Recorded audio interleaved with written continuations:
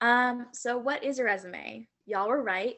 It's a snapshot of your experience, credentials, skills, etc. It's a way to see if you personally fit the job and the job environment or the internship environment or the school that you're applying to, just basically that atmosphere.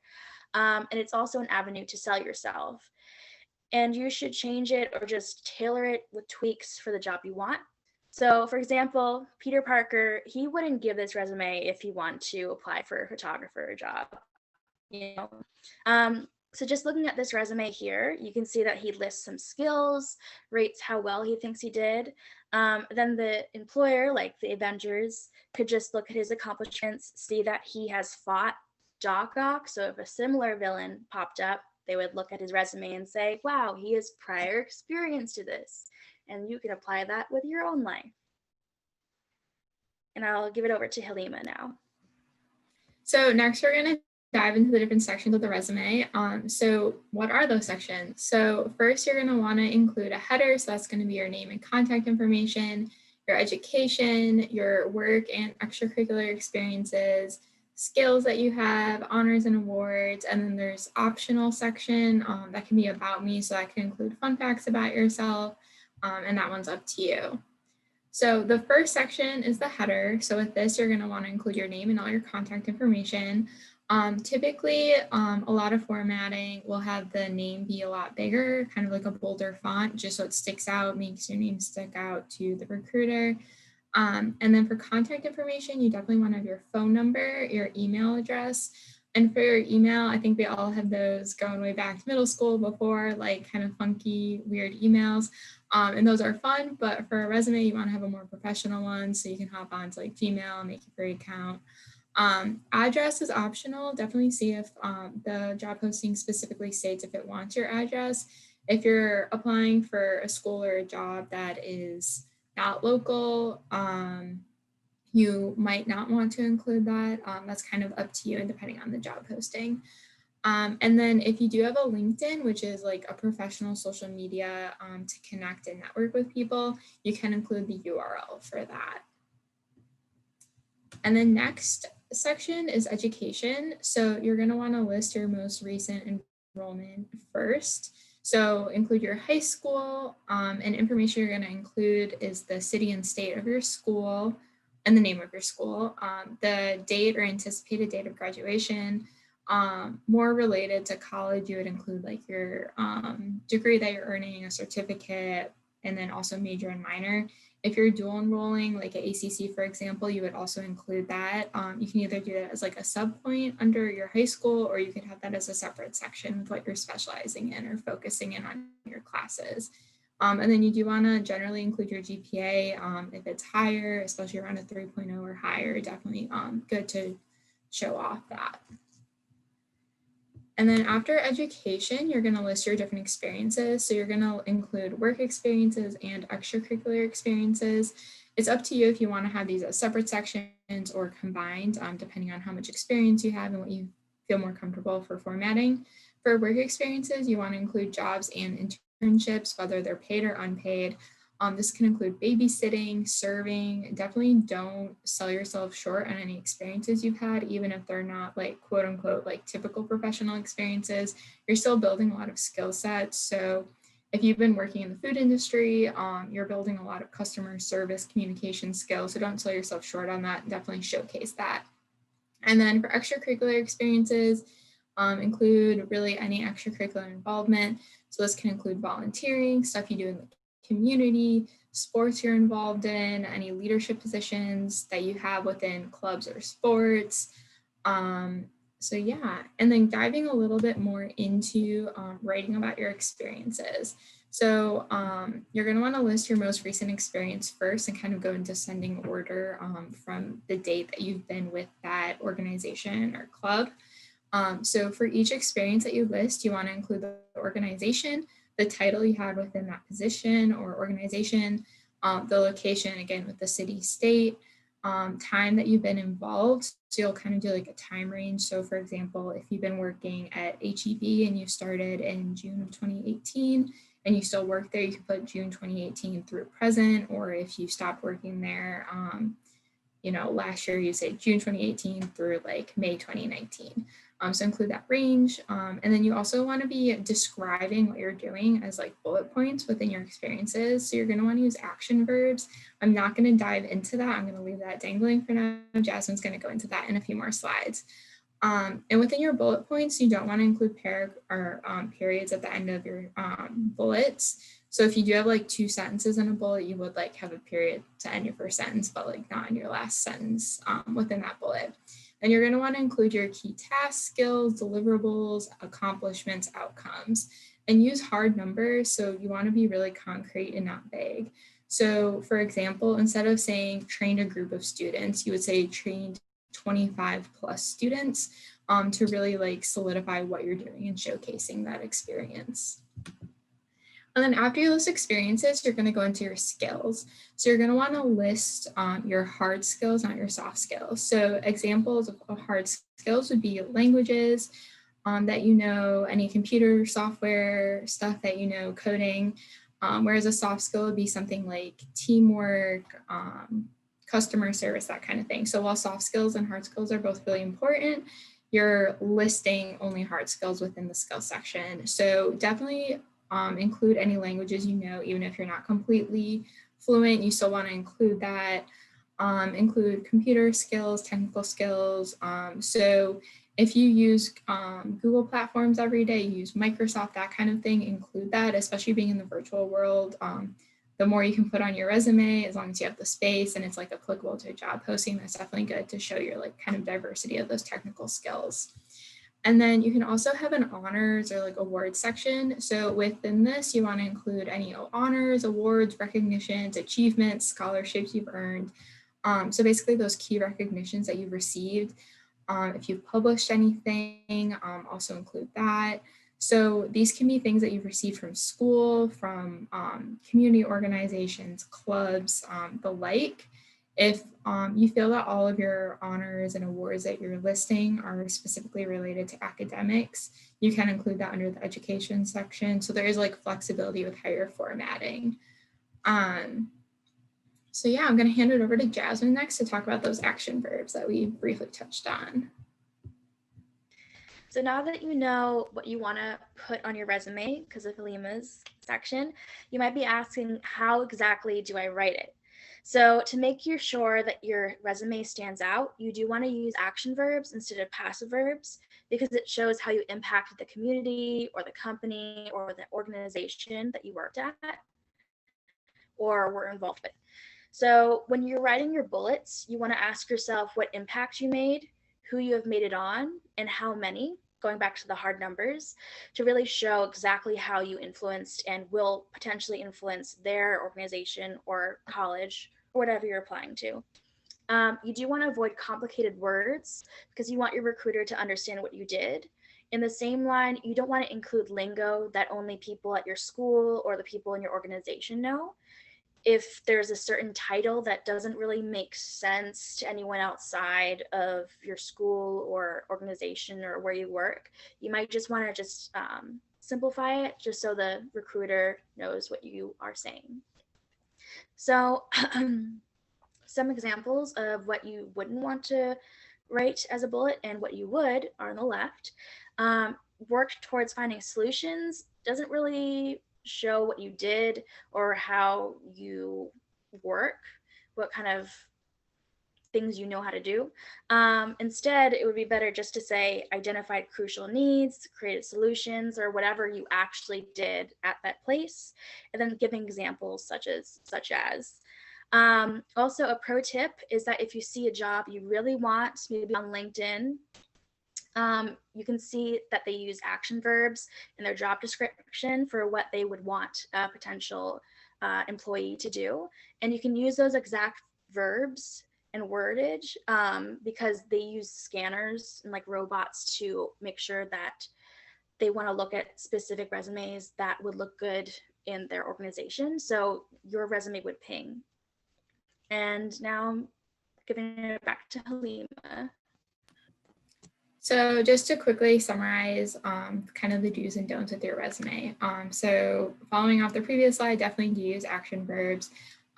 Don't list soft skills like in their own section. You want to list those hard skills, but do include soft skills and descriptions in terms of like demonstrating that you have experience and you've developed those skills. Be concrete when you're explaining things, not using vague language. So again, like hard numbers, like exactly saying what you did, be specific.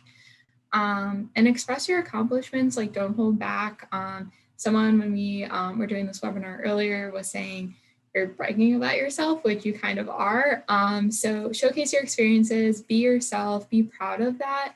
If you're applying to a job, likely you feel like you're a good fit for it and you're interested in it. So being yourself can kind of help get that across.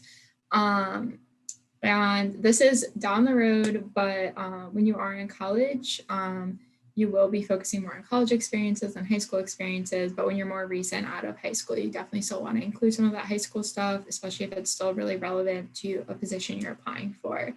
And utilize resources. So College Forward, your coaches are a great resource to help you. If you have questions about your resume, formatting, you want someone to edit it, definitely reach out. Also, utilizing your school advisors, counselors, career centers. So next we have a break for Q&A. So definitely if you have anything, throw it in the Q&A box or the chat.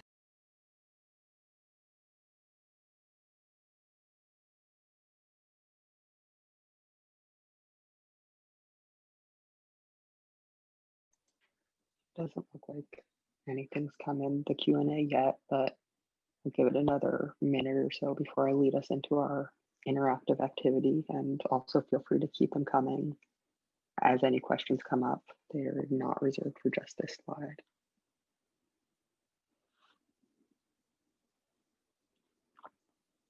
So we got a question in the chat. Can you expand on what soft skills are? So soft skills are like the less quantifiable skills. Like you can't say, some examples would be like organization, time management, teamwork. Like you can't say like, I'm certified in teamwork, but you can say, I was part of a soccer team for 3 years and really learned to work as a team in that capacity.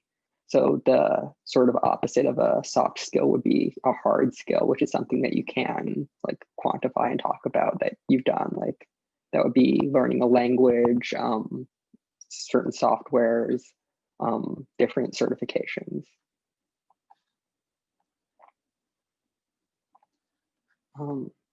Got a question in the Q&A box. Is there a limit to how much we should put in a section so it isn't too long? So unless specified otherwise, your total resume with all of your sections should be no more than 1 full page.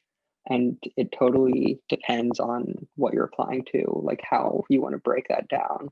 So if you have a lot of great experiences that are related to that job, you'll probably have a short education section and then a lot talking about your experiences. But you can change that and make it different depending on what job you're applying to or internship or what school or whatever, but you wouldn't want to make the total resume longer than 1 page. I want to add something to that real quick too. Per experience, you typically want to have an average of like 2 to 5 bullet points. So if it's like what you feel is your most prominent, relevant experience, you would lean more towards 5, but I'd say on average stick to about 3 points. Yeah. All right, so I'm gonna move on to our activity, but definitely keep the questions coming as they come up. So I'm gonna have 2 different example resume sections up on the screen, and you guys can just vote in the chat, put 1 or 2, like here's the first header example. You can vote for number 1 or number 2, which one you think is better. We'll talk a bit about why those things are good or bad. Got a couple 2s, 1, 1, 2, 2, 2. Yeah, so it looks like there's some split decision on this, but a lot of people are saying 2, and that's right. The things to notice about number 2 that are better, you have name in a bigger, bolder font with like an underline.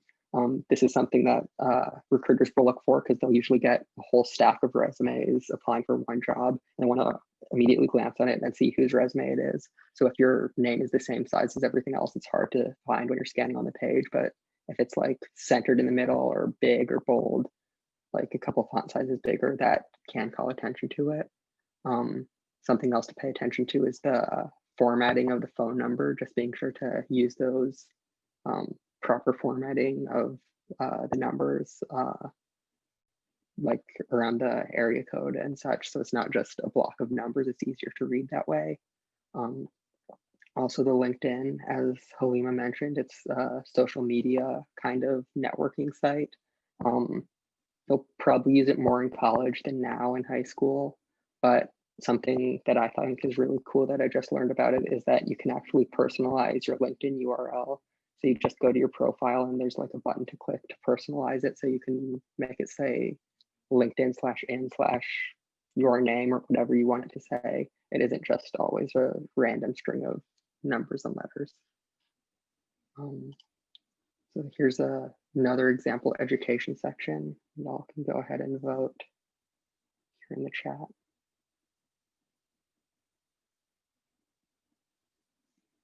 Which one you think is better written?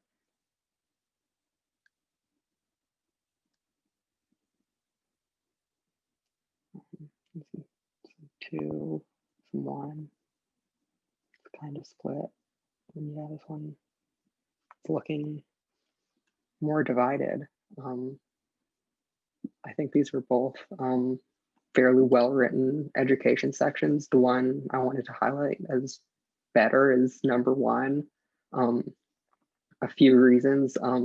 Saying expected graduation, you don't always need to say when you started school. They really just want to know when you'll be getting your degree. So some people take longer than the specified amount to complete high school or college. It doesn't really need to reflect that on your resume, as long as they know that you are getting your degree or diploma at some point or have already gotten it. So just putting expected graduation, May 2022 in this case. If you've already graduated, you would just put graduated May 2020 or whatever your graduation date was. Another thing to pay attention to is Associate of Science in nursing versus nursing major. One, it's more specific to put the actual degree title instead of just what you majored in. It shows like what level you've gained in that, and it also just sounds fancier, more professional to say Associate of Science versus nursing major. And again, calling attention to the GPA. That's a pretty good GPA. Anything above like a 3.0, I would highlight in your education section, showing that you are a good student and know what you're talking about. And if like, for example, in high school, you're really good at math classes and like you have a 4.0 GPA in all of the math classes you've taken since middle school, you can put math GPA 4.0 and highlight your areas of skills that way.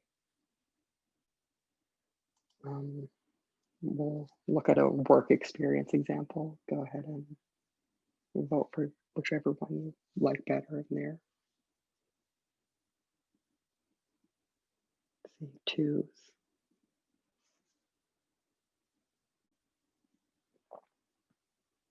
Yeah, lots of 2s. This one looks pretty unanimous. 2's better. And y'all are right. Just talking about being a cashier at HEB, this one has those action verbs that Jasmine talked about. Instead of just saying, I did customer service, demonstrated professionalism and customer service, make it sound really, it demonstrates exactly what you did, and it says it in a good way that shows how you did those skills. It also, going back to those soft skills we talked about, customer service is one of those soft skills that you can't exactly list in the soft skills section, but it stands out really well here, talking about it as an experience. And something else just to take note of, we've talked about bullet points a bit, but a lot of times in high school, you're really used to writing in sentences and paragraphs, which that's really not what you want to be doing on your resume. You just want things short and to the point, and really talking about just like the meat of what you did, I guess. And you don't need to write a full long paragraph, just like a couple words, maybe a sentence describing what you did. And something else I just like to mention here is the order of the bullet points matters. So if there's a skill you want to highlight above all others, I would put that as the first bullet point. So when a recruiter or someone hiring for a job looks down, the first bullet point they see, the first thing they see is the most important thing. And we have one last interactive. Give y'all a chance to vote, 1 or 2 for the better skills section.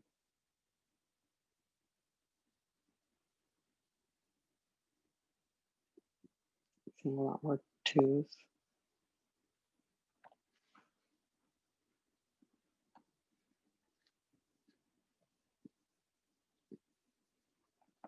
Twos. Yeah, that's right. Those of you saying 2. Again, we have talked about this a few times, but really highlighting those hard skills like software, language. A lot of times people don't think of languages as a skill or don't think it will be relevant to a job, but that's something that's really important and relevant to almost anything, even if you won't be using a language every day in a job. Just showing that you have that kind of critical thinking to learn another language and that other dimension to your personality and who you are, that you speak other languages. And even if you're not a native speaker in another language, if you took like 3 years of Spanish, you can say like beginner level Spanish or entry level Spanish or something like that, just to show that you have some experience. And something else to highlight in number 1 is it talks more about those soft skills that you want to put in your experience section. So instead of saying teamwork, communication, and organization, you would make bullet points in your experiences talking about how you have demonstrate teamwork, communication, and organization. All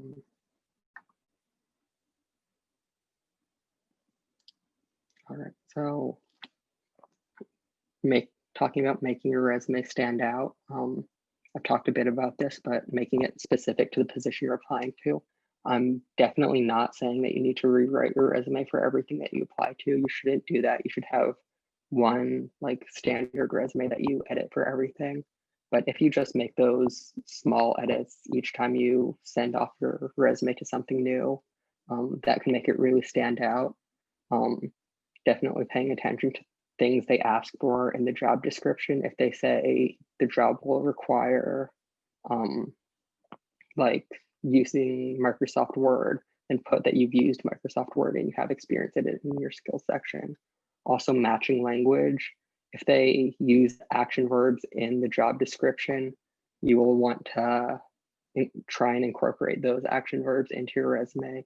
And that can really catch someone's eye and make your resume stand out amongst a crowd of people who might send the same resume to 20 or 30 jobs that they're all applying to. So now just looking at some example resumes.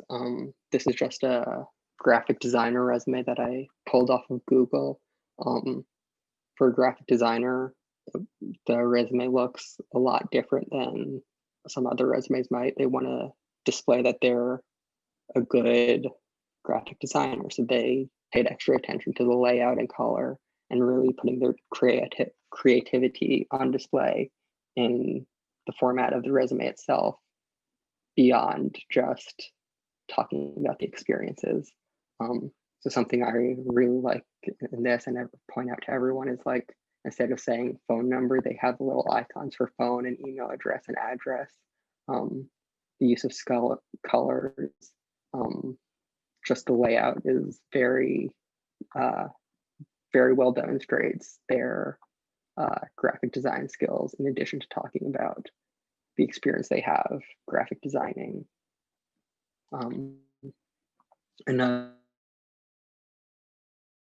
opposite end of the creativity analytical spectrum is the engineering. So this is just another resume that I pulled off of Google for a civil engineer. You can see it's a lot less colorful, creatively formatted. It's more in just like the standard black and white bullet points.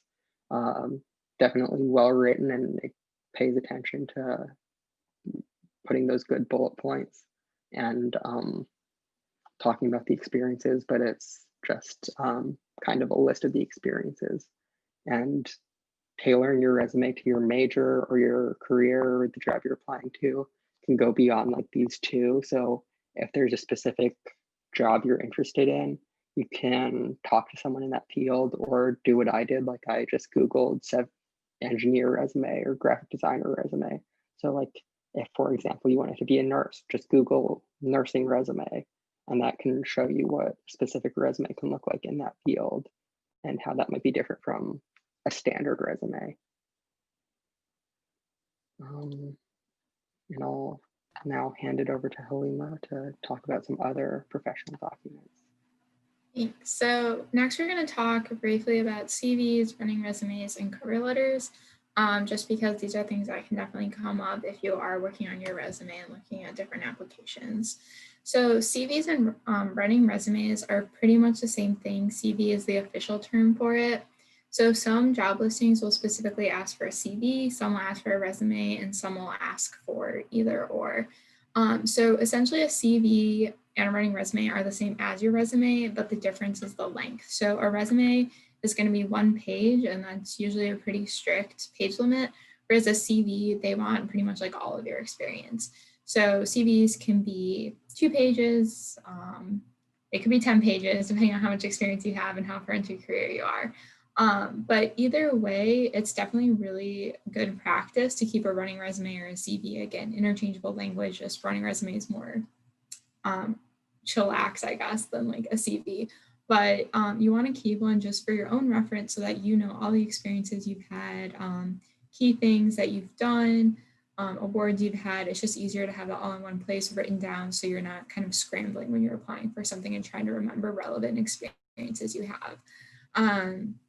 So a pro tip would be when you are applying for a job to make a copy of your CV that you have and then trimming it down to specifically match and tailor for that position. So you might have experiences in different kind of areas, maybe some experience in education and maybe something in like math. And so you might, if you're applying for a more education-based job, you can trim it down to be more the education-focused stuff.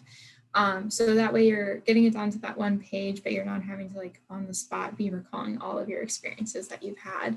And it's also good to just kind of update this regularly, especially when you're getting to college. You don't want to forget stuff that you've done in high school. You don't want to forget stuff that you're doing in college. Because maybe 10 years down the road, you might be like, oh yeah, I do have skills in this. So it's just good to kind of have that document there and available for your reference moving forward. And then the other document we wanted to talk about briefly is cover letters, with the caveat that cover letters are pretty different than resumes and CVs, but they are another very common professional document. And a lot of the times, if you are applying more for a job than for college, so this would be more in college and after, when you're applying for a job, it'll require, applications may require a resume and a cover letter. A lot of job postings also list cover letters as an optional document to include in your application. So even though it's optional, it definitely shows a lot of initiative and motivation on your part if you do submit a cover letter. So it is good practice to submit that even when it is optional. So this is kind of more to get it on your radar. But the purpose of a cover letter is kind of more to be writing out your experiences and focusing on key experiences that you think fit with a job posting and a company and their culture. So you're still going to be including your contact information and touching on some key experiences, but you're diving deeper into just like 2, maybe 3 experiences. So it's kind of a way to demonstrate how your personality would be a good fit. So cover letters are written like a letter. So they used to be mailed instead of being uploaded online. So you start off with having the date at the top, then you have the employer's address. they'll have a salutation. So like dear, and then if you have a name for the recruiter or someone you've been in communication with that you know is reviewing the application, you do want to include a name if you do have access to that. If you don't, saying hiring team, hiring manager, that kind of thing, it would be like the next best option. And then you're going to have an intro paragraph, kind of briefly introducing yourself, expressing your interest in a position, and then you'll go into 1 to 2 paragraphs listing concrete experiences. And again, as Jasmine and Julian have previously mentioned, using like those keywords on organizations' websites, on their job postings. So highlighting that you're familiar with the company and their values, and that you have experiences and your own values that would like align and fit well with that. So using that when you're talking about your experiences, and then having a conclusion paragraph. So expressing your interest. Sometimes job posting might be like, are you willing to relocate? So you can express that in your cover letter, and having, thanking the recruiter for their time. And then you have the like sincerely and then your name as the signature. So that's like a brief overview of cover letters just to have it on your radar, because this probably will come up in your future when you get to college. So next I'm going to hand it over to Jasmine to talk about some formatting. So there is the eternal question, do you submit your resume through Microsoft Word or PDF? And I'll be giving you a straight answer right after this slide. So some pros of submitting a Word document is that recruiters might like the option to edit it or take notes, to signal that they want to look back at your resume. Some cons is that some recruiters might have trouble opening the docs, and when they do open it, it might be 2 pages, because even if you format your resume on Word to just be 1 page, it could look totally different on someone else's computer. And having a resume that is 2 pages is seen as unprofessional. So it can change your page numbers, also your margins, just basically everything that you want to do to make your resume look professional. And then some pros for PDFs is that the formatting stays the same. There is no problem regarding the formatting for PDFs. It looks more professional. Everything stays where it is. A PDF con is that some scanning softwares that employers or admission officers might have trouble with reading PDFs, so they won't be able to ping keywords that they're looking for, so your resume won't be put on top. But recent and new softwares are able to work with PDF, so it really depends on what system the employer or admissions officer is using. So ultimately, this kind of shows that unless they specify that they want a specific formatting, you should stick with a PDF. They might ask for Microsoft Word if they perhaps have one of those scanning robots that can't read PDF.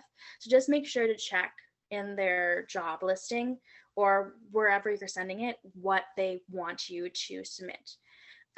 Yeah. And I'll give Q&A. So if you can just put it in the chat or in the Q&A section, just any questions you have, anything that you might be confused with, and there are no stupid questions.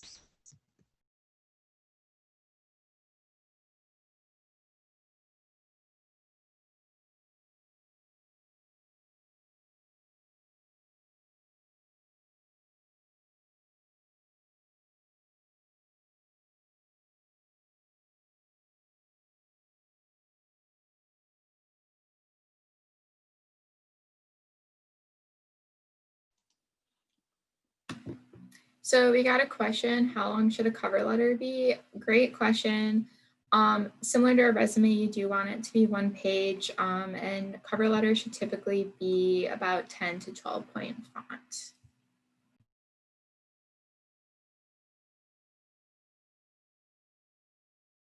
There is a lot of space where you can like put a signature, so it doesn't have to like completely fill 1 page, so don't be like scared.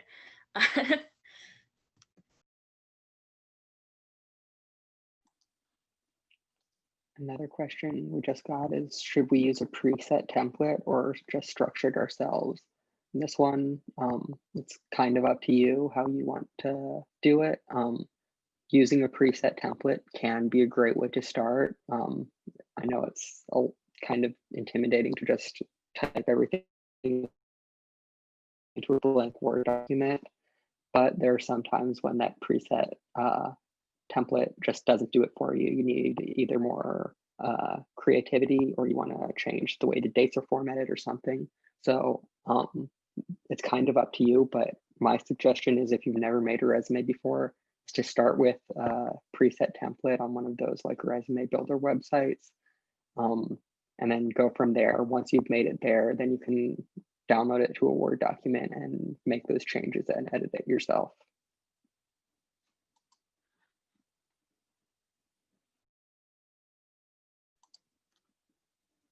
All right. Do we have any last questions before we wrap up for the day? We'll be hanging out for another minute.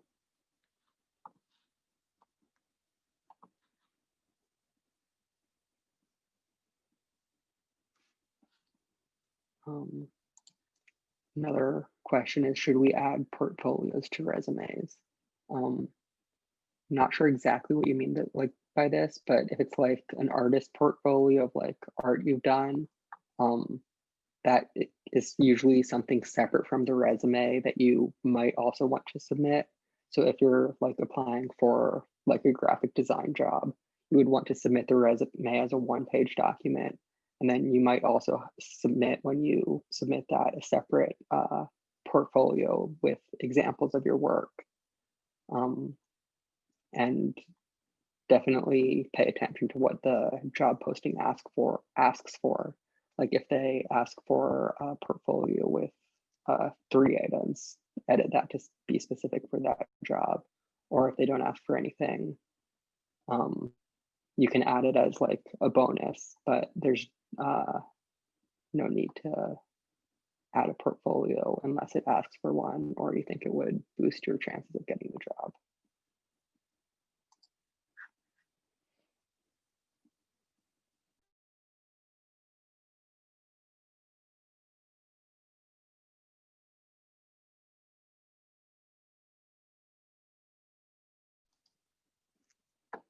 All right, those were all great questions. Thanks, y'all. I think we'll stick around for another couple minutes in case any burning questions come up. But that's it for today. Thank you all for coming. I hope you all learned something new about resumes and the job application experience into the job verse. For that gift card, thank you all for coming. You've automatically been entered, and whoever is the winner will be contacted about that. So congratulations to whoever the winner is. Thanks. And yeah, definitely reach out to your coaches if you have more questions about resumes, or are having trouble getting started. We're all here to help you either build your resume if you already have one. We can help you edit it, look it over, make changes. We're here to help you. This isn't a one-time thing, so schedule something with your coach and we're happy to help. Also, I just want to add, like, you can send your resume to anyone like near you, like your teacher or your coach, just to look over it. Like, there's no limit to how many people you can just send it to and say, what do you think about it? Would you hire me? You know?